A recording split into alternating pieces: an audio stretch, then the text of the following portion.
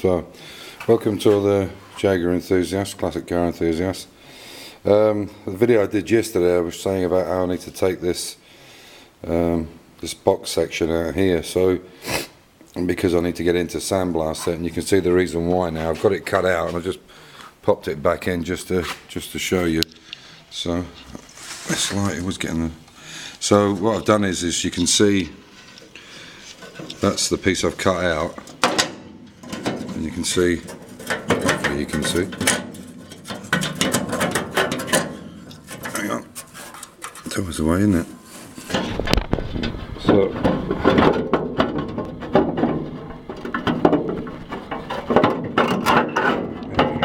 you can see, I've just tacked this together. I had to actually basically take it apart. You can see that there's all the rust on it.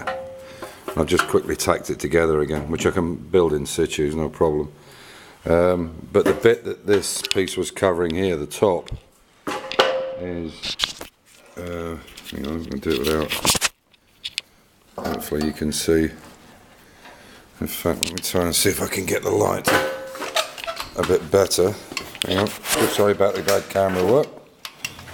I'll take it around the other side and show you. Hopefully you can see.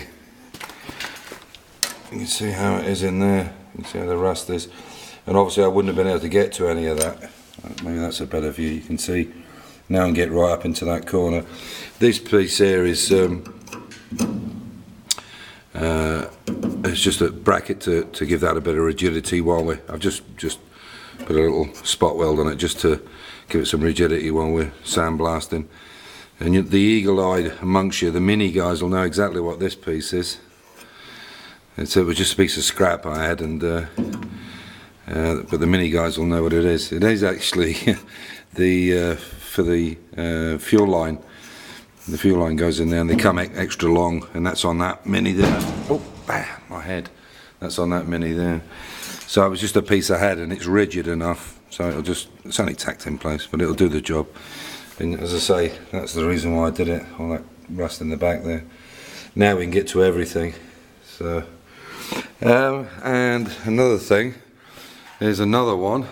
I thought there was a patch in here, but I thought it was actually welded in, and the same situation again. Somebody's made a patch out of metal, and then they've used Bondo. They put Bondo on it and then shoved it all in place. But as you can see, there's no welding on that at all. That's just Bondo, or filler. Sorry, I keep saying Bondo. That's Americans call it that, but in Europe we call it filler. But you can see it's just. Well, there might have been a tack weld there, maybe.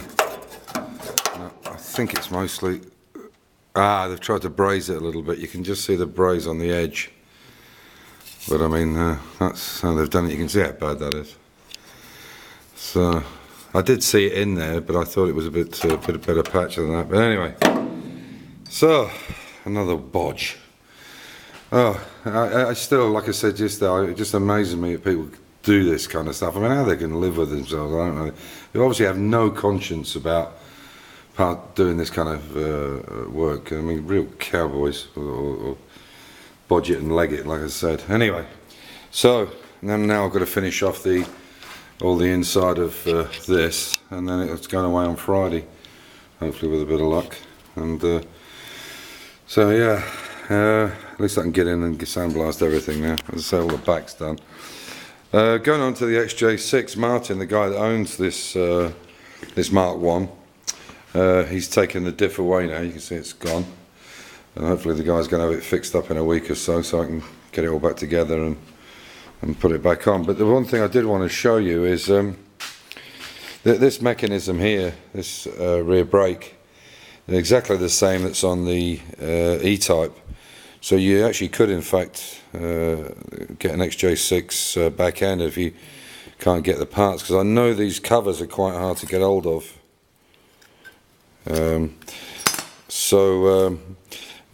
What I wanted to show you on this is you can see how the pads have come away. The handbrake pads have come away completely inside. They're just rotten. There's nothing on them. This is an original one. This is another one that's come apart. Basically, it was only the disc that was holding them in place.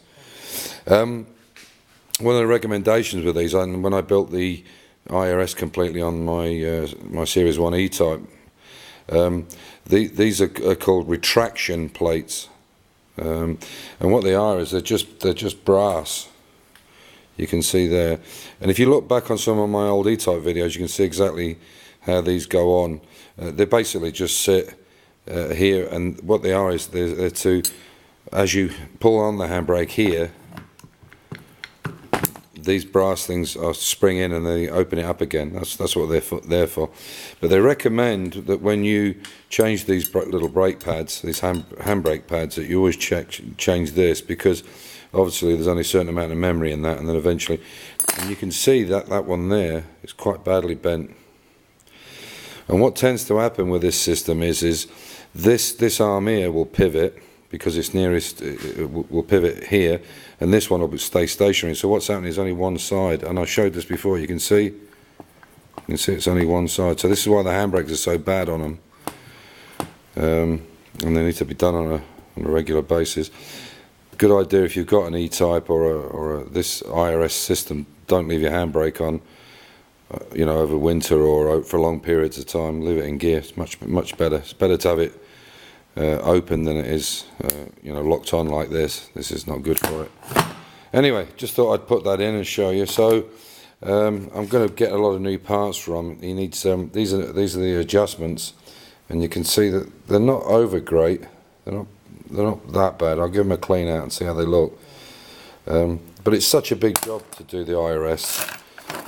It's not difficult, but it's a lot of work involved in it. So I've said to him that the best thing we can do now is, because this car apparently had a second-hand diff. It was bought from another Jaguar, and basically I think they put some pads in. You can see those pads have only done about 8,000. But I don't think they serviced anything. I don't think they checked the calipers. They certainly didn't check the diff, or it wouldn't have gone after another 8,000. Maybe it's got 60, 100, 80,000 on it. I don't know.